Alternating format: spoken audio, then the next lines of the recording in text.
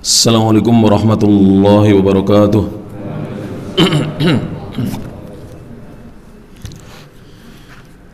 Innal hamdalillah nahmaduhu wa nasta'inuhu wa nastaghfiruh wa na'udzu billahi min shururi anfusina wa sayyiati a'malina.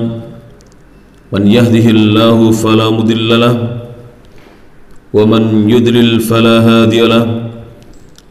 Asyhadu an la ilaha illallah wahdahu la syarika lah wa asyhadu anna Muhammadan abduhu wa rasuluh. Ya ayyuhalladzina amanu taqullaha haqqa tuqatih wa la tamutunna illa wa antum muslimun. Ya ayyuhan nasu taqu rabbakum alladzi khalaqakum min nafsin wahidah wa khalaqa minha zawjaha وبث منهما رجالا كثيرا ونساء واتقوا الله الذي تساءلون به والأرحام إن الله كان عليكم رقيبا. يا أيها الذين آمنوا اتقوا الله وقولوا قولا سديدا يصلح لكم أعمالكم ويغفر لكم ذنوبكم ومن يطع الله ورسوله فقد فاز فوزا عظيما. أما بعد فإن أصدق الحديث كتاب الله وخير الهدى هدى محمد صلى الله عليه وعلى آله وسلم وشر الأمور محدثاتها فإن كل محدثة بدعة وكل بدعة ضلالة وكل ضلالة في النار. Jamaah kajian Masjid Al-Falah Kota Kediri rahimani Allah iyyakum. Alhamdulillah, segala puji hanya untuk Allah Subhanahu wa taala, alladzi bi nikmatihi, yang dengan nikmat dan karunia dari Allah semata tatimmus shalihat, segala kebaikan menjadi sempurna. Kita bersyukur kehadirat Allah Subhanahu wa taala atas nikmat-nikmat yang Allah karuniakan kepada kita, di mana nikmat-nikmat itu kita tidak akan sanggup untuk menghitung-hitungnya disebabkan terlalu banyaknya nikmat yang Allah berikan kepada kita. Maka kewajiban atas kita, dan ini saya tidak bosan-bosan untuk mengingatkan kepada diri pribadi saya dan juga para jamaah sekalian, agar kita senantiasa meningkatkan rasa syukur kita kepada Allah Subhanahu wa taala, memperbanyak syukur. Sekalipun Allah tetapkan dalam Al-Qur'an, hamba-hamba Allah yang banyak bersyukur itu tidak banyak. Dari sekian jumlah manusia yang hidup di dunia ini, yang sekarang ini hidup bersama-sama kita, tetap jumlahnya tidak sebanyak yang bersyukur, tidak sebanyak orang yang tidak bersyukur. Yang mau taat kepada Allah Subhanahu wa taala tidak sebanyak orang yang tidak mau taat. Maka hendaknya kita menjaga kesyukuran kita ini, istiqomah di atas Islam kita istiqomah di atas amal soleh kita, sebagai wujud syukur kita kepada Allah Subhanahu wa taala. Allah nyatakan dalam Al-Quran, wa qalilum min ibadiyas syakur, dan sedikit di antara hamba-hambaku asyakur, hamba yang banyak bersyukur, hamba yang selalu istiqomah bersyukur, itu sedikit pada jamaah yang rahmati Allah Subhanahu wa taala. Melanjutkan kajian kita 2 pekan yang lalu di Ahad pagi yang pertama, dan hari ini adalah Ahad pagi yang ketiga. Kita dalam pembahasan, atau kita masih dalam pembahasan Ghazwatu Badr, Perang Badar. Ini adalah peperangan pertama yang sebenarnya peperangan ini bukanlah betul-betul diinginkan oleh Nabi SAW, dan beliau tidak berazam untuk berperang dengan kaum Quraisy, orang-orang kufar, kaum musyrikun. Namun Allah Subhanahu wa taala menghendaki dan mentakdirkan terjadinya peperangan ini, yang asalnya peperangan ini tujuannya hanyalah untuk mencegat kafilah dagang sebagian orang Quraisy, pimpinan Abu Sufyan, yang didengar oleh Rasulullah SAW mereka ini pergi ke negeri Asyam. Negeri Syam itu sekarang ini terpecah menjadi 4 negara, yaitu Syria, Palestina, Palestina, Al-Lubnan, Lebanon, dan Al-Urdun, Yordania. Ketika Rasulullah mendengar, maka Rasulullah SAW nanti akan kita ceritakan sedikit, kita tambah kembali maklumat kita, referensi kita tentang Ghazwatul Badar, peperangan Badar. Mendengar itu, Rasulullah mengirimkan penyelidiknya, intelnya Rasulullah SAW untuk menyelidiki. Ternyata Abu Sufyan ini dikawal sekitar 30 atau 40 orang pengawal, membawa barang-barang dagangan yang diperkirakan ketika itu barang dagangan mereka senilai 50.000 dinar uang emas. Banyak ini para jemaah, 50.000 di kala itu para jemaah. 1 dinar itu 4,25 gram emas.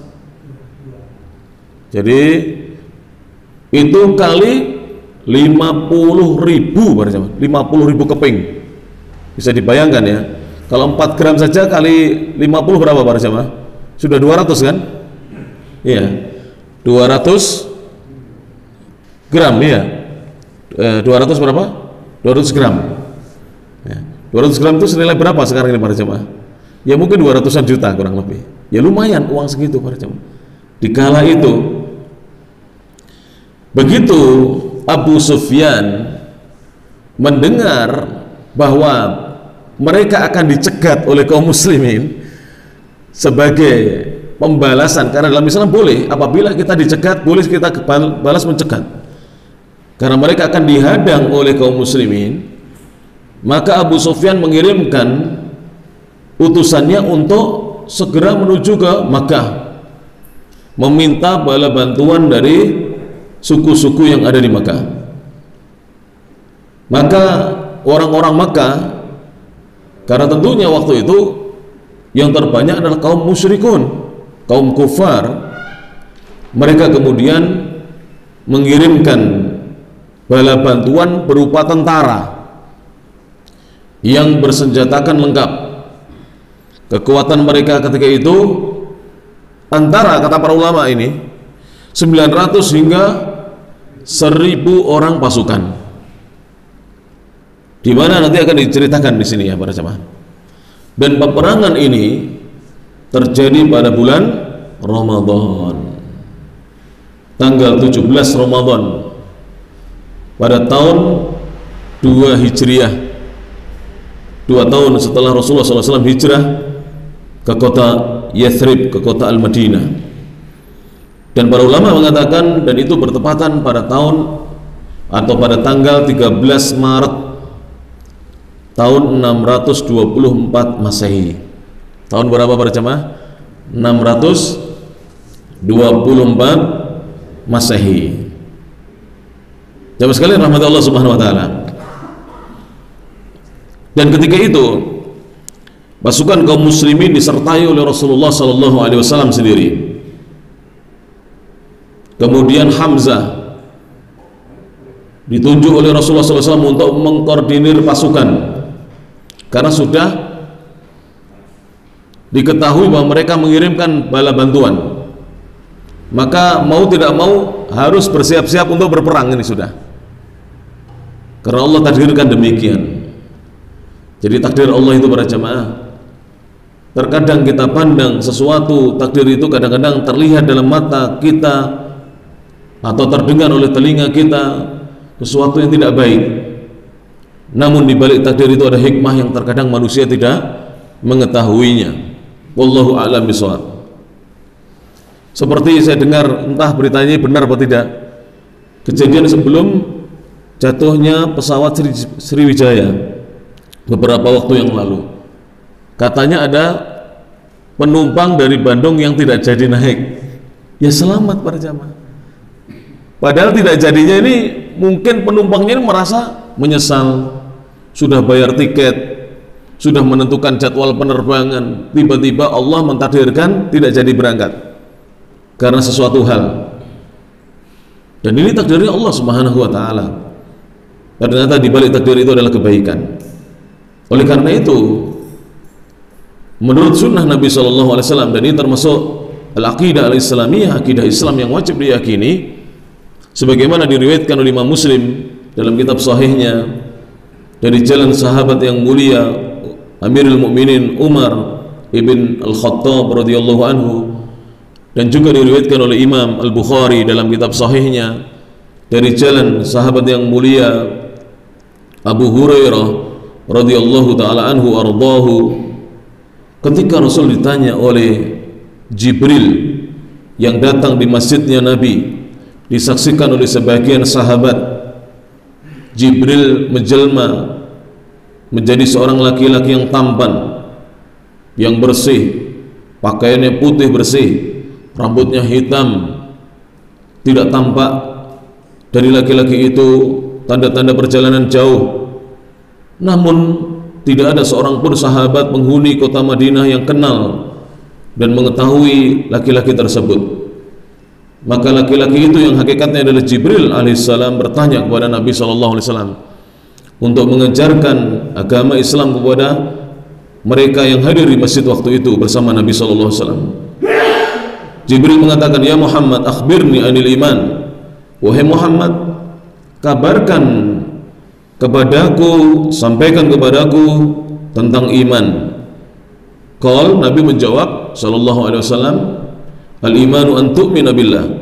Iman itu engkau benar-benar beriman kepada Allah. Dan iman kepada Allah, para ulama mengatakan ada 3 unsur. Sebagian ulama mengatakan ada 4 unsur yang wajib diyakini tentang keimanan kepada Allah. Apa itu para jamaah? Al-imanu biwujudillah. Ini kalau 4. Kita sebutkan yang 4 supaya kita mencakup segala pembahasan dalam akidah tentang iman kepada Allah. Iman kepada Allah itu unsurnya yang wajib dipenuhi adalah mengimani wujudnya Allah. Apabila kita mengimani ini, maka segala bentuk pemahaman ateis akan lepas dari diri kita. Kita akan selamat dari segala bentuk pemahaman anti Tuhan. Kalau kita iman dengan wujudnya siapa? Allah Subhanahu wa taala. Iman dengan wujudnya Allah Subhanahu wa taala. Dahulu banyak kaum ateis para jemaah yang dia ini, para jemaah yang rahmati Allah Subhanahu wa taala, menolak adanya Allah, wujudnya Allah. Maka para ulama membantah dengan bantahan yang mudah. Ditanya oleh seorang ulama, apakah kamu percaya kalau ada kapal datang tanpa ada penumpang ke daerah kita ini, perahu datang membawa segala macam barang apa saja, apakah kalian percaya ada perahu yang demikian ini datang sendiri menuju ke daerah kita tanpa ada yang membawanya atau yang menahkodainya? Mereka mengatakan tidak mungkin itu terjadi. Tidak mungkin ada kapal datang dengan penuh barang bawaan yang dibutuhkan oleh kita kemudian tanpa ada yang membawanya ke sini. Maka dijawab, kalau begitu tidak usah debat masalah tentang wujudnya Allah. Jika alam semesta ini sedemikian para jemaah, isinya sedemikian hebatnya, lengkapnya, ada bumi, ada matahari, ada langit, ada bulan, ada bintang-bintang, ada planet-planet, ada gunung, ada lautan, samudra, ada hutan, kemudian tidak ada yang menciptakan. Sedangkan perahu tadi saja kalian mengatakan pasti ada yang membawanya, perahunya sendiri pasti ada yang membuat dan membuatnya. Kenapa kalian tidak percaya bahwa alam semesta ini ada yang menciptakannya? Selesai urusan para jemaah. Pasti manusia dengan akalnya akan meyakini bahwa Allah itu ada. Kemudian kedua, al-iman bi rububiyatillah, mengimani sifat-sifat rububiyahnya Allah. Allah itu maha mencipta, Allah itu maha memberi rezeki, Allah itu maha menghidupkan dan mematikan, Allah itu maha memberi sakit dan menyembuhkan, Allah maha mendatangkan wabah dan mengangkatnya. Sudah kita perbanyak ketakwaan dan tobat kita para jemaah supaya segera diangkat wabah ini para jemaah, supaya segera diangkat para jemaah ya rahmat Allah Subhanahu wa taala. Allah yang maha mengatur alam semesta ini, Allah yang maha memberi kedudukan kepada manusia, dan Allah yang maha mencabut kekuasaan dari manusia, Allah yang maha memberi kekayaan kepada manusia, dan Allah pula yang maha membuat manusia miskin. Semuanya ini Allah Subhanahu wa taala dengan sifat-sifat rububiyahnya. Kemudian al-imanu bi uluhiyatillah, iman kepada Allah harus diwujudkan dengan kita mengimani sifat-sifat uluhiyahnya Allah. Allah itu yang berhak untuk disembah, hanya Allah yang berhak untuk dimintai pertolongan.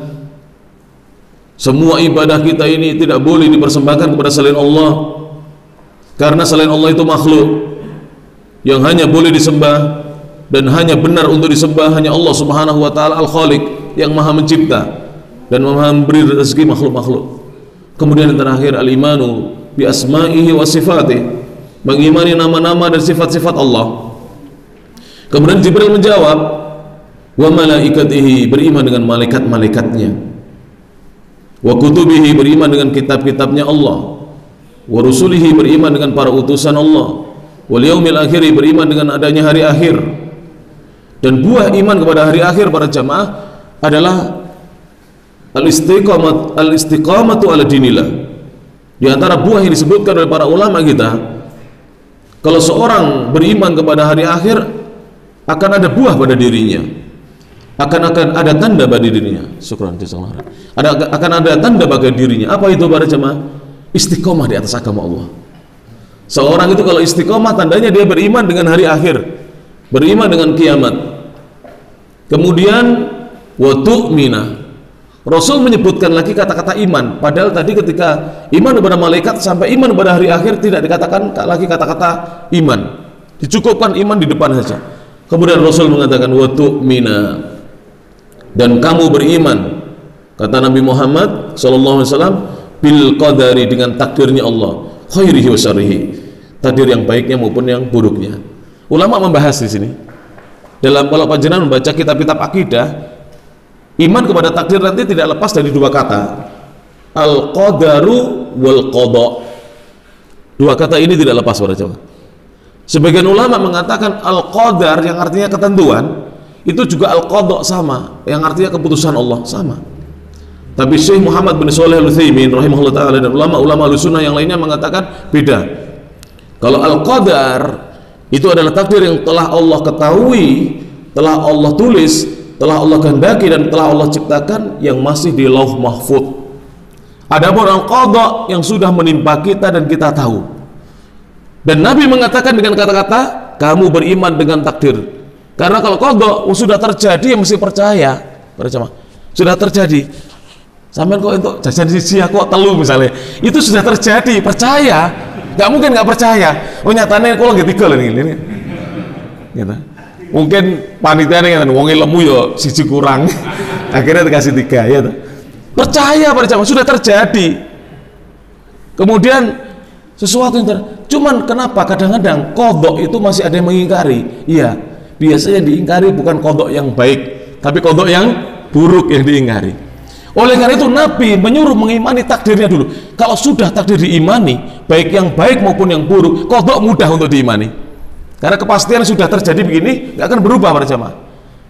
Minum saya di sebelah kanan saya, tisunya di sebelah kanan minuman, kemudian makanan di sebelah kiri. Ini bisa saya rubah nggak?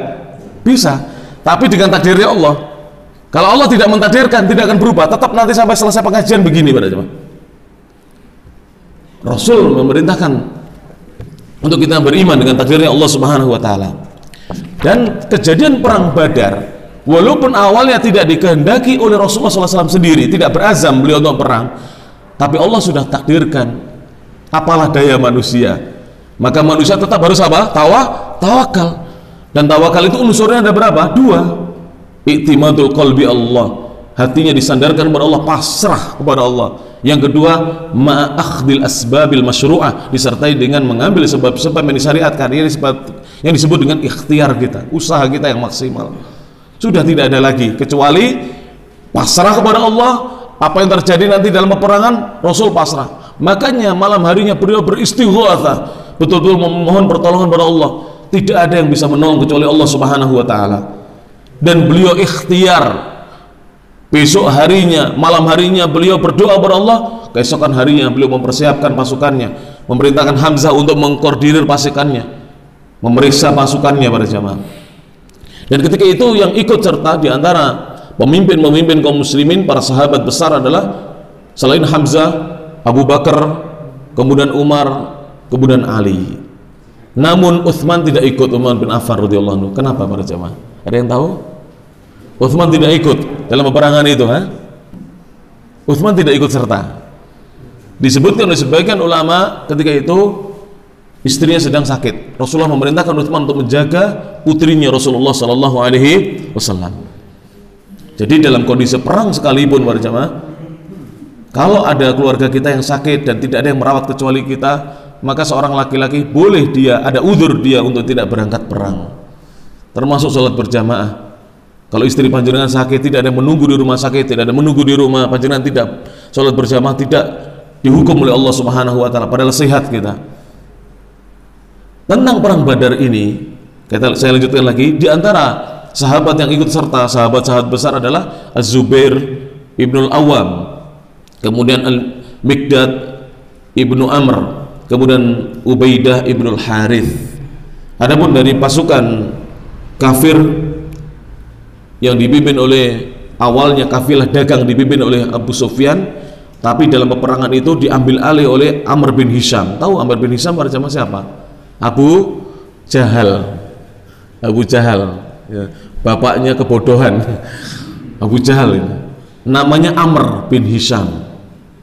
Ini yang menjadi pemimpinnya. Kemudian Utbah bin Rabi'ah, kemudian Umayyah bin Khalaf. Umayyah ini bangsawannya, orang Quraisy, orang Makkah. Kenapa dia diundang? Kalau bangsawan itu biasanya duitnya banyak dan dia mampu untuk memberangkatkan apa? Pasukan.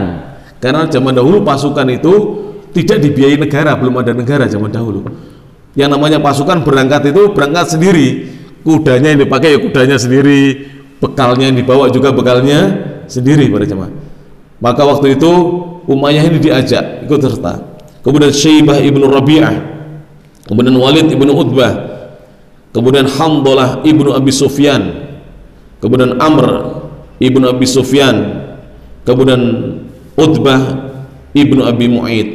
Ini diantara tokoh-tokoh Quraisy yang ikut serta dalam pasukan yang berjumlah antara 900 sampai 1000. Tapi intelnya Rasulullah mengkabarkan pada Nabi jumlah pasukan musuh sekitar 1000. Diperkirakan oleh Nabi 1000. Dari mana Nabi tahu kalau pasukannya 1000 pada jemaah kemarin dalam penjelasan saya yang lalu?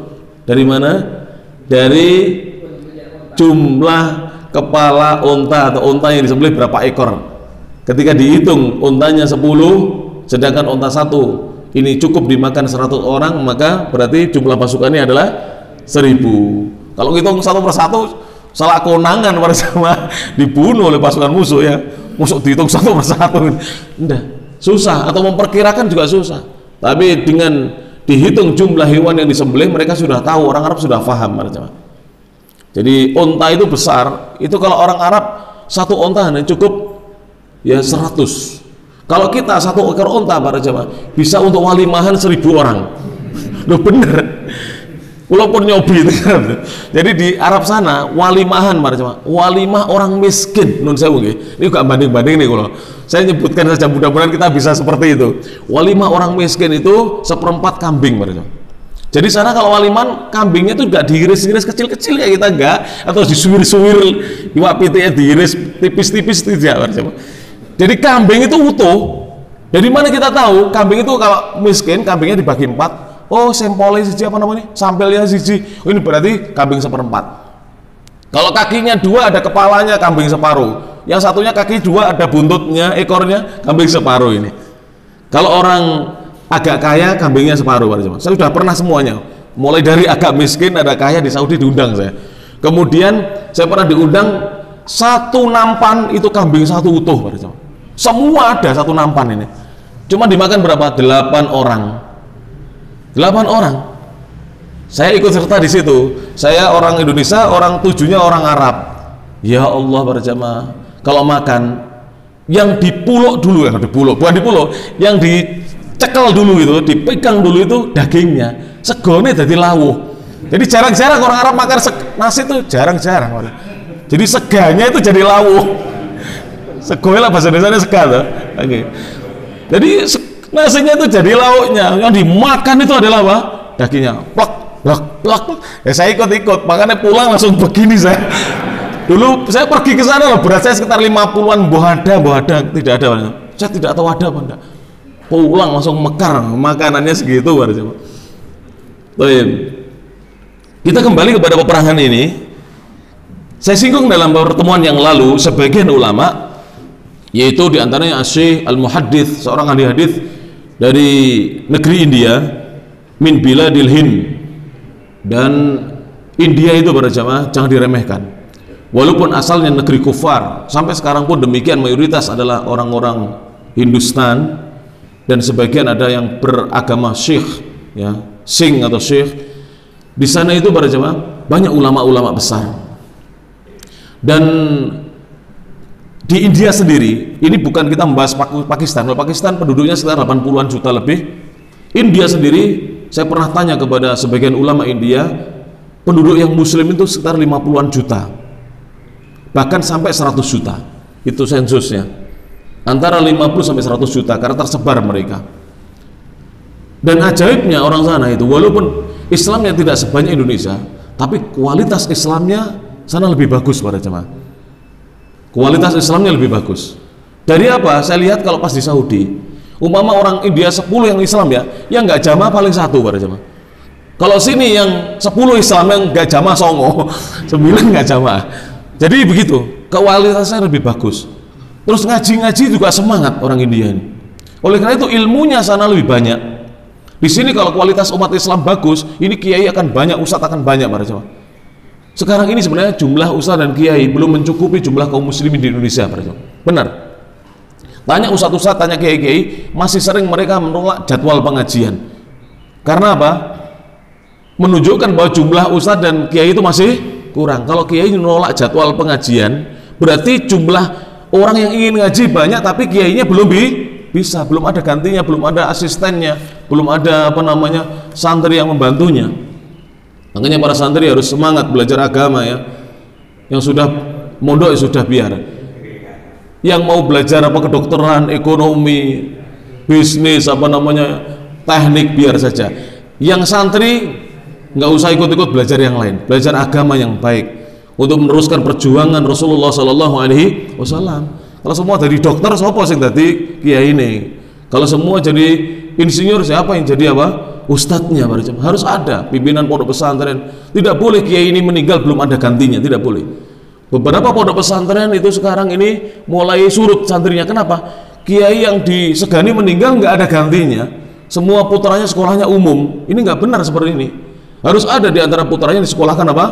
Agama, belajar agama untuk meneruskan perjuangan abahnya, ayahandanya.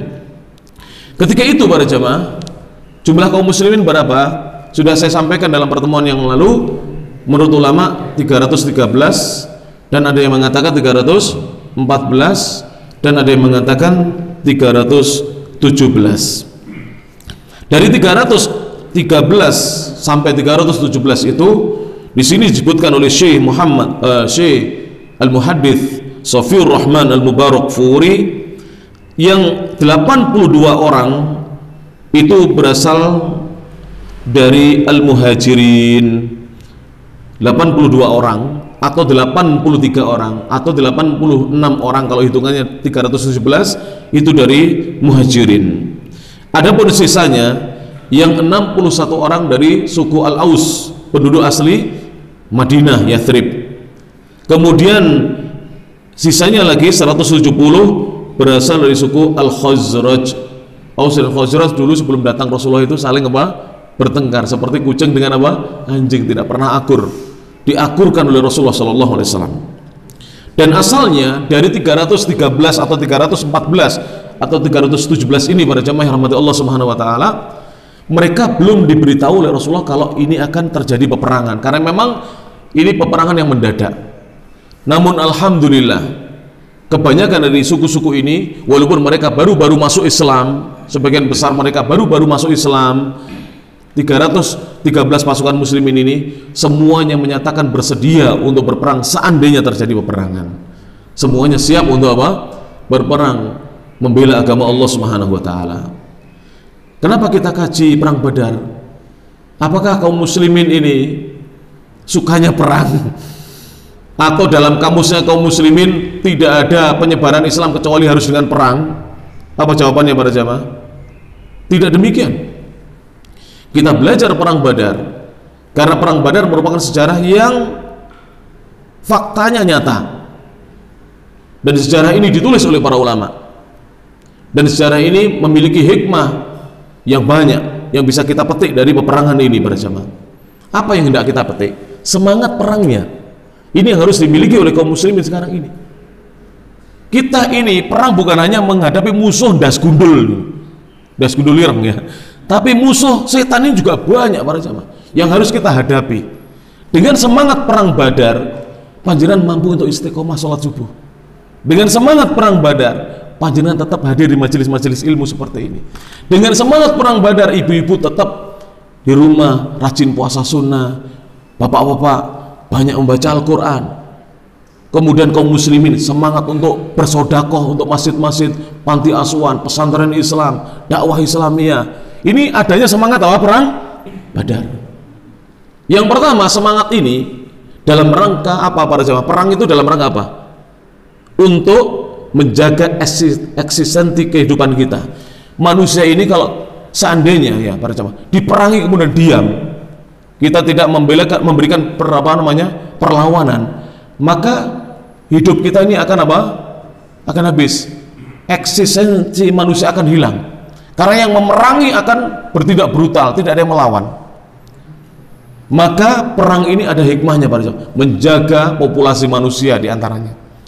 Yang kedua, ini sisi baik perang ya. Sisi buruk perang adalah menghabiskan manusia. Ini kalau peperangan di tangan orang-orang yang tidak beriman.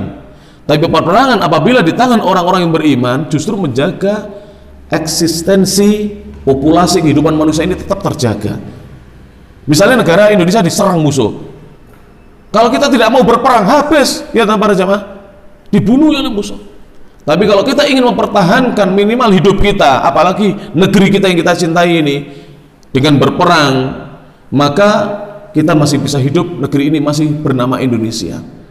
Yang kedua para jamaah, peperangan itu dalam rangka apa? Kalau dalam Islam, li'ila'i kalimatillah, ini yang paling penting, untuk meninggikan kalimat Allah Subhanahu wa ta'ala. Ketika kalimat Allah disebarkan dengan cara baik-baik, mereka mengganggu, mereka memusuhi, mereka menghalangi, maka terpaksa kaum muslimin harus apa? Ya, meninggikan kalimat Allah dengan cara-cara demikian. Oleh karena itu peperangan dalam Islam, kata para ulama Ahlussunnah, adalah jalan terakhir di dalam berdakwah kepada Allah. Bukan jalan pertama langsung dakwah itu dengan perang atau dengan pedang. Tidak para jemaah yang dirahmati Allah Subhanahu wa taala. Dan pasukan kaum muslimin ketika itu berkekuatan, ada yang mengatakan sebagian ulama 2 ekor kuda perang ya, dan ada yang mengatakan hanya 3 ekor kuda, 2 atau 3 ekor kuda. Kemudian kekuatan onta yang ditungganginya adalah 70 ekor onta, sehingga 3 atau 4 pasukan itu harus bergantian naik onta. Jadi misalnya kalau unta kuat ditunggangi 2, ya 2 naik, yang 2 di bawah menuntun, gantian para jemaah. Jadi kekuatannya kendaraannya ini tidak semuanya ada ya. Kalau pasukan naik kendaraan namanya apa para jemaah? Artileri ya. Kalau yang jalan kaki apa? Infanteri. Jadi waktu itu pasukan Rasulullah kendaraannya kurang. Karena 70 ekor onta itu harus bisa memuat 313. Kira-kira bagaimana? Satu ekor onta dinaiki 34 ya nggak kuat. Paling maksimal 2 dinaiki. Ya, para jemaah rahmat Allah Subhanahu wa taala. Kemudian disebutkan oleh sebagian ulama, mereka hanya punya 6 buah baju perang. Jadi 6 buah baju perang. Tentu kalau 6 buah hanya dipakai siapa? Yang punya atau diserahkan kepada pimpinannya supaya pimpinannya selamat.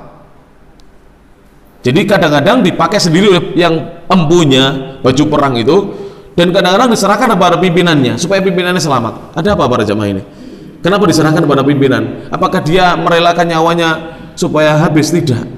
Sebab pimpinan ini menyangkut keselamatan seluruh pasukan. Kalau pimpinan meninggal biasanya pasukan kocar kacir. Jenderalnya meninggal biasanya pasukan apa? Kocar kacir. Itu di mana saja diketahui. Oleh karena itu di mana saja dalam peperangan jenderal itu biasanya menyamar. Kalau dalam kondisi bukan perang pangkatnya diperlihatkan, tapi kalau sudah kondisi perang dia menyamar. Panglima Sudirman, Jenderal Besar Sudirman itu ketika perang nyamar nggak para jemaah? Nggak pakaian perang, pakaiannya di panjenengan perisan itu belangkon gitu, celana, kemudian pakaian jubah panjang karena beliau itu sakit waktu itu harus pakai pakaian yang hangat supaya badannya beliau hangat karena semakin kurus. Dan beliau rahimahullah ta'ala, Jenderal Sudirman yang dulunya adalah guru di sebuah sekolah Muhammadiyah beliau. Jadi beliau kadernya Muhammadiyah beliau ini, Jenderal Sudirman ini. Masya Allah, seorang guru agama beliau asalnya. Beliau meninggal di usia 34 tahun. Jadi sebelum 30 tahun sudah jadi jenderal. Bayangkan, nggak ada sekarang ini. Nggak ada. Biasanya sebelum 30 masih kapten, ini sudah jenderal. Masya Allah, Jenderal Sudirman ini. Dan beliau gagah. Ya, sebelum sakit itu gagah, tapi Allah takdirkan beliau sakit. Tapi dikala sakit tetap berjuang dan menyamar. Beliau dipanggil Pak siapa itu, samarannya ada itu namanya saya lupa, Jenderal Sudirman. Jadi bukan dipanggil Pak Dirman, itu kalau pas menyamar bukan dipanggil Pak Dirman. Masya Allah. Dalam kondisi perang gerilya terus berpuasa Jenderal Sudirman. Sholat tepat pada waktunya, Masya Allah. Ini ulamanya apa namanya? Tentara sekaligus sama panglima perang sekaligus ulama ini. Perlu ini anak-anak muda kita dikader demikian. Jadi sekolah agama setelah SMA di pesantren, apa di Lirboyo di pesantren yang lain, setelah itu daftar tentara, ya tak? Supaya nanti panglima-panglimanya mengerti agama. Betul-betul berjuang untuk bangsa, negara dan agamanya, bukan untuk kepentingan pribadinya. Kita lanjutkan berjamaah. Dan pedang yang dibawa hanya 8 kata para ulama. Jadi kekuatan pedangnya 8. Terus piye ini perang pedangnya mek 8. Menungsane 313 pasukannya ini. Pedangnya cuma 8. Berarti gantian. Wallahu a'lam bishawab. Jadi pedangnya cuma 8. Sekarang kita tengok para jamaah. Saya tulis sebentar ini jangan lupa. Kekuatan musuh, ya. Kekuatan musuh para jamaah yang rahmati Allah Subhanahu wa taala. Kekuatan musuh pasukannya antara 900 sampai 1000. Menurut perkiraan Rasulullah 1000, menurut perkiraan ulama yang lainnya ya, itu sekitar 900 orang. Dari 1000 orang itu senjata mereka berupa pedang 600. Loh, bayangkan 8 dibanding 600 pedang ini para jemaah. Kemudian untanya 700. Jadi untanya 700. Ini sudah naik ini semuanya para jemaah. Yang goncengan paling sekitar berapa orang saja, berapa ekor unta. Kemudian kudanya 300, sudah pas. Jadi 300 naik kuda, 300 naik unta. Jangan bayangkan, kalau jenengan menghadapi pasukan kayak gini, gentar apa gentar ini? Kalau iman tidak kuat, grogi. Pedangnya 600, kabeh kok nggak pedang lagi, ini pedangnya gentenan. Pedangnya hanya 8 para jamaah. Ini yang dibawa oleh mereka. Tapi Allah memberikan kemenangan kepada kaum muslimin. Kaum muslimin yang meninggal ketika itu, ya, hanya 14 korban yang meninggal, yang syuhada di perang Badar. Adapun dari orang-orang kafir yang terbunuh 50 sampai 70 orang kafir. Termasuk siapa yang mati? Yaitu Abu Jahal itu sendiri. Jadi Abu Jahal itu, Amr bin Hisham itu mati pada tahun 624, yaitu pada tanggal 13 Maret, tepatnya 17 apa? Ramadan tahun 2 Hijriah. Dan Abu Jahal itu lahir kalau tidak salah 572, kalau Rasulullah 571. Jadi sepuh Rasulullah 1 tahun sebenarnya. Hampir sebaya. Ya, hampir sebaya dengan Rasulullah sallallahu alaihi wasallam. Dia mati dalam peperangan apa? Peperangan Badar bersama kaum musyrikin yang lainnya. Adapun yang tertawan menjadi tawanan perang, ada yang mengatakan, sebagian ulama mengatakan 43, sebagian mengatakan sampai 70 orang tertawan dalam peperangan ini. Jadi secara garis besar kaum muslim mendapatkan kemenangan dari Allah Subhanahu wa taala. Para jemaah yang rahmati Allah taala, dalam pertemuan yang lalu saya sudah sampaikan beberapa hikmah dari peperangan Badar yang disebutkan oleh ulama-ulama kita, di mana sebab pertolongan Allah itu terkadang datangnya dari doa. Sebab pertolongan Allah itu terkadang datangnya dari apa? Doa. Dan jangan sekali-kali kaum muslimin meremehkan peran doa. Ada sebuah riwayat, tapi riwayat ini dhaifah, lemah, tidak bisa dijadikan sandaran, di mana dikatakan dalam riwayat ini, ad-du'a usilahul mu'min. Doa itu senjatanya kaum mukminin, orang yang beriman. Tapi riwayat ini lemah. Jadi doa senjatanya orang yang beriman. Tapi kandungan riwayat ini benar. Karena betul-betul senjata itu adalah apa? Doa itu adalah senjatanya orang-orang yang beriman. Menghadapi apapun, orang beriman tidak boleh mendahulukan usaha sebelum berdoa. Karena usaha manusia itu ada batasnya, ya kan? Usaha manusia itu ada batasnya para jemaah. Tapi kemahakuasaan Allah tidak ada batasnya. Yang harus kita dahulukan adalah bersandarnya kita kepada Allah, memohonnya kita kepada Allah. Oleh karena itu, kenapa Al-Quran itu inti ajarannya ada dalam surat Al-Fatihah ayat kelima? Apa bunyinya? Apa bunyinya para jemaah? Iyyaka na'budu wa iyyaka nasta'in. Niki napa Pak kok titit? Tuluk suruk. Oh, langge. Mun terbit niki. Tenang, tenang. Enggak usah lihat jam. Lihat jam tak suwek nih. Tidak boleh lihat jam. Kalau ngaji tidak boleh lihat jam. Ini tuluk berarti tak tambah 15 menit. Gitu. Jadi kenapa ajaran Islam? Ajaran Islam itu para jemaah, Al-Quran itu ada berapa juz? 30 juz. Suratnya pinten berapa? 114 surat. Ayatnya berapa? Jangan 6.666, itu perkiraannya. Yang tepat 6.236. Silakan hitung sendiri. Itu yang menyebutkan para ulama. Dan saya sudah menghitungnya. 6.236. Dari sekian juz, sekian surat, dan sekian ayat, itu teringkas dalam Ummul Kitab, yaitu Al-Fatihah. Itu kandungan semua Al-Quran ada dalam suratul Fatihah. Dan suratul Fatihah itu inti ajarannya, lubulnya, ya, lubul Fatihah ada dalam apa? Iyyaka na'budu wa iyyaka nasta'in. Yang jelas Islam itu tidak boleh lepas dari iyyaka na'budu, hanya Engkau ya Allah yang kami sembah satu-satunya. Wa iyyaka nasta'in, dan hanya kepadamu ya Allah kami senantiasa memohon pertolongan. Artinya para jamaah, orang beriman itu hidupnya harus menyembah Allah, dan berdoa itu ibadah bukan? Berarti menyembah, doa itu beribadah kepada Allah. Kalau seorang mau menyembah Allah, maka disuruh setelah itu dia meminta pertolongan selalu kepada Allah, fa insya Allah akan ditolong. Oleh karena itu, diantara para jemaah, diantara kondisi-kondisi mustajab untuk kita berdoa adalah setelah beramal soleh. Kondisi-kondisi mustajab untuk kita berdoa, kata para ulama, berdasarkan sebagian hadis Rasulullah yang disahihkan oleh sebagian ulama, kondisi mustajab itu adalah setelah kita beramal soleh. Bahkan ulama mengatakan itu adalah tawasul yang masyru', tawasul yang disyariatkan. Jadi menjadikan amal soleh kita sebagai, ya, amalan perantara yang bisa mendekatkan diri kita kepada Allah, sehingga doa-doa kita lebih cepat dikabulkan oleh Allah Subhanahu wa ta'ala.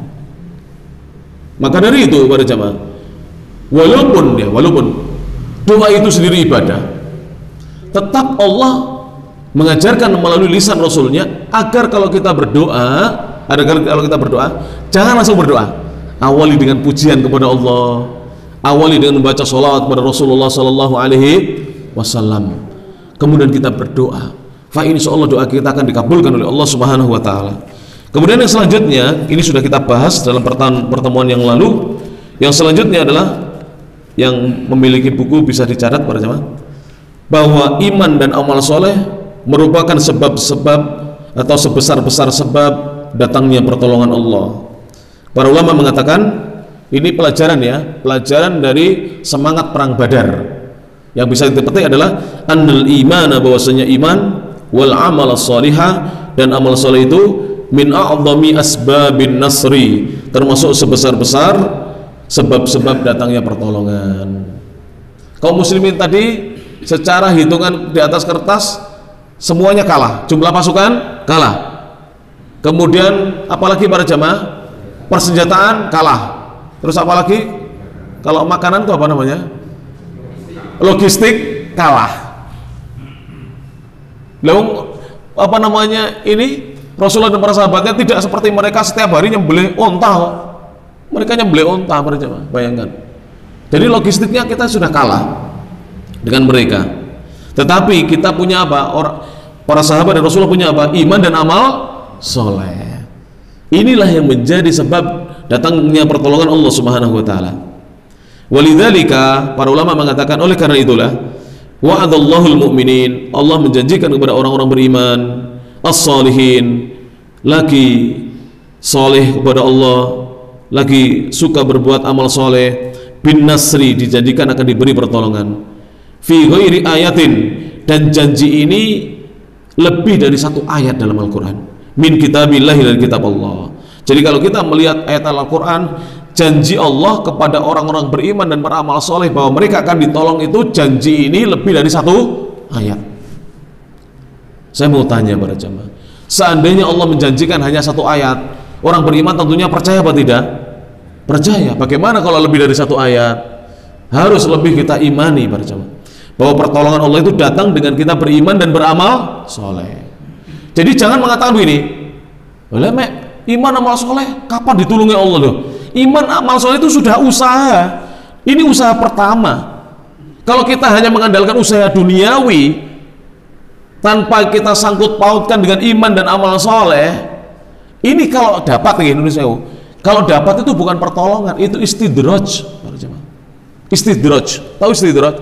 Seandainya diberi kemenangan, setelah menang mabuk-mabukan, merayakan kemenangan, setelah menang malah hancur, ya itu banyak orang demikian.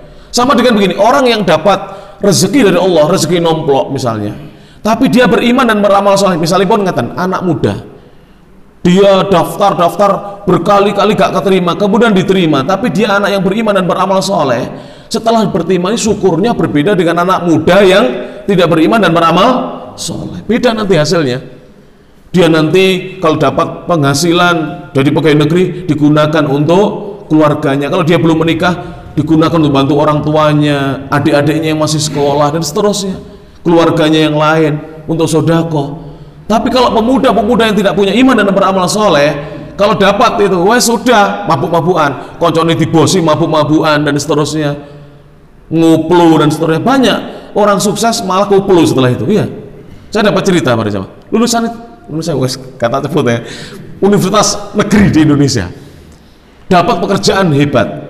Setelah punya duit iso tuku koplo, beli pil koplo, setelah itu stres sekarang berjamaah, nggak tahu dikeluarkan apa enggak dari tempat kerjanya. Apa enggak iman seperti itu? Karena apa? Diberi oleh Allah bukan pertolongan, bukan nasr, tapi istidraj. Hati-hati ini, beda loh antara nasr dengan istidraj. Kalau nasr diawali iman dan amal soleh, kemudian kita usaha begitu. Kalau istidraj itu tidak diawali iman dan amal soleh, hanya usaha duniawi. Bahkan kadang usahanya itu masuk ranah-ranah yang dilarang. Misalnya ingin dapat apa pegawai negeri, datang ke dukun, bah ini kok pulpen lek nulis anu. Atau sekarang kalau ujiannya nggak pakai pulpen, apa namanya, komputer, komputer keliru lagi ngitung, kalau menghitung nilai saya misalnya, dan seterusnya. Zaman saya masih sekolah para jemaah, teman-teman saya kalau mau ujian mulai dari SD, kalau napa niku, saya ujian SD 86, 87. Ujian apa kelulusan SD itu teman-teman pulpen itu di asma nih kabeh di anu kabeh pokoke engko ben iso nulis dhewe ben pinter ngono. Jadi seperti itu para jamaah, banyak itu seperti itu.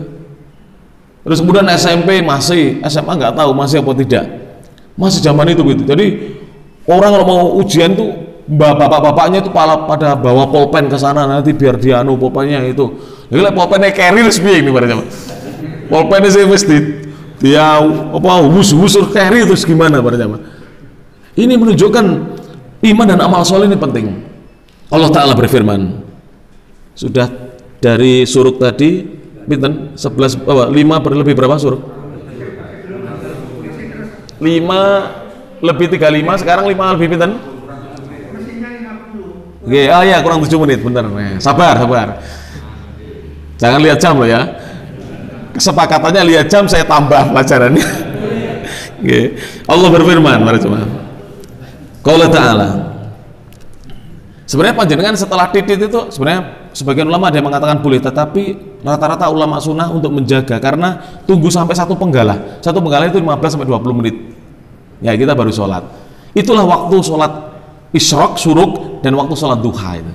Jadi sama. Kalau kita di rumah ya duha, kalau di sini namanya isyraq. Dan panjenengan pengen nambah duha, boleh apa gak di masjid? Boleh. Kalau isyraq cuma 2 rakaat, kalau duha minimal 2, maksimal bisa 8 atau 12. Itu bedanya. Sebagian ulama mengatakan isyraq ya duha, enggak. Yang benar hadisnya berbeda. Isyraq itu hanya di masjid, Rasulullah hanya kerjakan di masjid. Kalau duha Rasulullah tidak pernah di masjid, Rasulullah di rumah. Tapi kalau panjenengan duha nanti ini langsung 4 rakaat, isyraq 2, duha 2 di masjid, boleh. Hukumnya sholat sunnah di masjid itu boleh. Tapi afdalnya di mana? Di rumah. Tapi ada sholat sunnah yang tidak bisa dikerjakan di rumah. Apa itu? Tahiyatul masjid. Maksud tahiyatul rumah itu masjid guys, bisa ada pada coba di rumah ya. Tahiyatul bait ke, oh tahiyatul lapangan juga nggak ada. Dari tetap harus di masjid.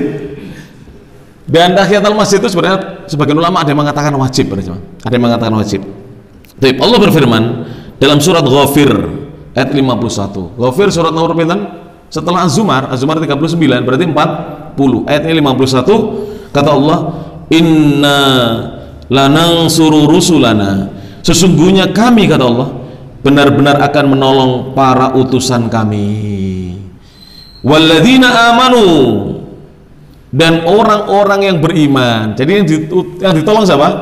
Para utusan, para rasul, dan orang-orang yang beriman. Fil hayati dunya, di dalam kehidupan dunia. Wa yauma yaqumul asyhad, dan pada hari ketika tegak saksi-saksi bersaksi di hadapan Allah. Saya tanya sekarang, para rasulnya Allah itu orang-orang beriman dan beramal soleh atau bukan orang beriman, bukan orang yang beramal soleh? Orang-orang yang beriman dan rajin beramal soleh.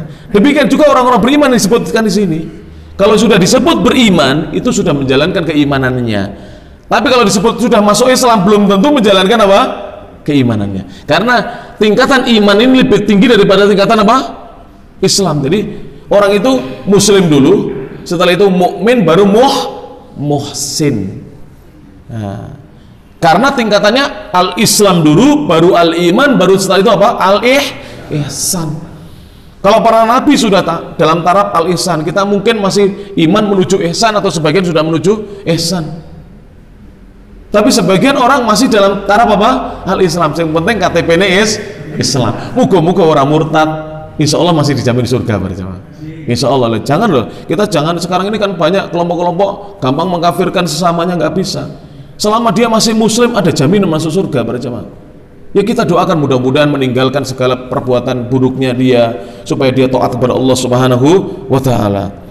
Para jemaah yang rahmati Allah Ta'ala, kemudian pelajaran berikutnya adalah bahwa di antara sebab-sebab yang mendatangkan pertolongan adalah tawakal.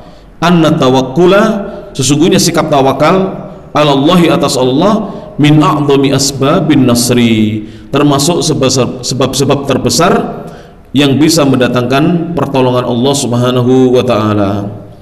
Jadi kalau kita ingin ditolong Allah, hendaknya apa? Kita bertawakal. Dasarnya surat Ali Imran surat ketiga ayat 160. Dasarnya surat Ali Imran surat ketiga ayat 160. Dengarkan nih para jamaah, ini penting ini. Allah mengatakan, iyansurkumullah, jika Allah sudah memberikan pertolongannya kepada kalian, Allah sudah menolong kalian, fala ghalibalakum, maka tidak ada seorang pun yang mampu mengalahkan kalian. Kalau Allah sudah tolong kalian, maka tidak ada seorang pun yang mampu mengalahkan kalian. Wa iyakhdhulkum, sebaliknya, jika Allah menelantarkan, meninggalkan dan membiarkan kalian, faman dzalladzi yansurukum, siapa yang mampu menolong kalian kalau kalian sudah dibiarkan Allah Subhanahu wa taala. Min ba'di, setelah Allah. Wa 'alallahi, dan hanya kepada Allah, falyatawakkalul mu'minun, hendaknya orang-orang beriman betul-betul bertawakal. Jadi orang beriman ini kalau betul-betul bertawakal kepada Allah, minta pertolongan kepada Allah, maka kalau Allah sudah menolong, tidak ada seorang pun makhluk Allah yang mampu mengalahkannya. Yang penting adalah ditolong Allah Subhanahu wa taala. Wa hadza ma hasala fi ghazwati Badrin. Inilah yang terjadi di perang Badar. Ya. Kurang dakikotan 2 menit, 2 menit, ya. 2 menit. Ini yang terjadi di perang Badar. Fa inna sahabata, karena sungguhnya para sahabat radhiyallahu taala anhum, ala qillati adadihim, sekalipun jumlah pasukan mereka sedikit, wa udadihim, bekal mereka juga sedikit, muqabila aduwihim, melawan musuh mereka, illa annahum tawakkalu ala Allah, namun mereka bertawakal kepada Allah. Apa tandanya mereka bertawakal? Rasulullah malam hari beristighosah, diawali dengan berdoa dulu, kemudian pagi harinya dia memerintahkan Hamzah untuk apa?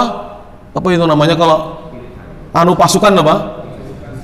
Konsolidasi pasukan, diinspeksi, dikonsolidasi kesiapannya. Padahal tadi sudah kita bilang baju perangnya hanya 6, pedangnya adalah 8, tapi tetap konsolidasi.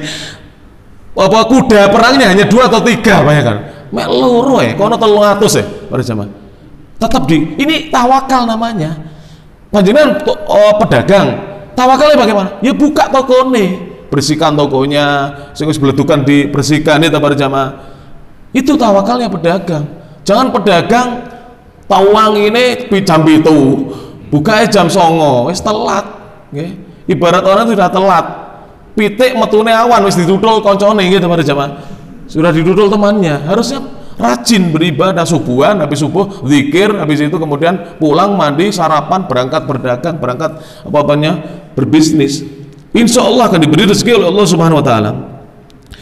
Wa qatalu, dan mereka pun akhirnya berperang setelah bertawakal, fanasarhumullah, maka Allah mendatangkan pertolongannya. Allah berfirman di ayat yang ke-123 surat yang sama, Ali Imran, walaqad nasarakumullahu bi Badrin, dan sungguh benar-benar Allah telah menolong kalian di perang Badar, wa antum adillah, padahal kalian adalah lemah ketika itu. Adillah itu hina, lemah, kondisinya lemah. Fattakullah, maka setelah perang Badar bertakwalah kepada Allah, la'allakum tashkurun, agar kalian menjadi orang-orang yang bersyukur. Setelah diberi kemenangan bersyukur, itulah nasar, kemenangan. Kalau setelah diberi kemenangan tidak bersyukur, itu namanya istidraj. Jangan menjadi orang-orang yang diistidraji oleh Allah. Naudzubillah. Istidraj itu apa bahasa Indonesianya? Dilulu bahasa Jawa nih, di apa? Dilala dulu. Apa? Dilulu itu apa? Diujo. Ini bahasa Jawa mana? Diuja pokoknya. Jadi pokoknya diberi sesuatu tambah jauh dia dari Allah.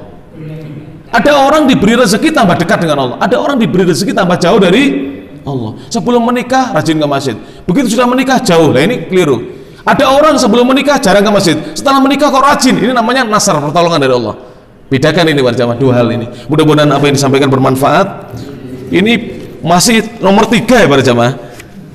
Ini pembahasan perang Badar masih banyak ya. Terus seperti ini. Lanjut. Berarti kita ini adalah strategi seorang dai supaya terus diundang. Lah kalau nggak diundang gak ada kopi nih. Gitu.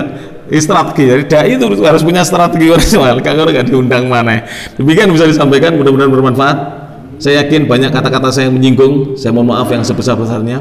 Mudah-mudahan semua yang hadir majelis ini dijaga kesehatannya oleh Allah, diberkahi usia dan rezekinya, dijadikan rumah tangganya sakinah, mawaddah dan rahmah oleh Allah Subhanahu wa taala, jadikan putra-putrinya solih dan solihah, dicukupi rezekinya oleh Allah Subhanahu wa taala, dan mudah-mudahan negeri kita dijaga oleh Allah menjadi negeri yang baldatun thayyibatun wa rabbun ghafur. NKRI ini mudah-mudahan dijaga oleh Allah. Mudah-mudahan bapak-bapak pejabat Polri, TNI mampu mengemban amanah dengan baik, menjadikan negeri ini negeri yang makmur sesuai dengan amanah yang dipikul oleh mereka.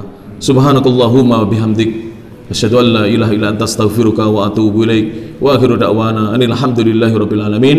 Tsumma assalamualaikum warahmatullahi wabarakatuh.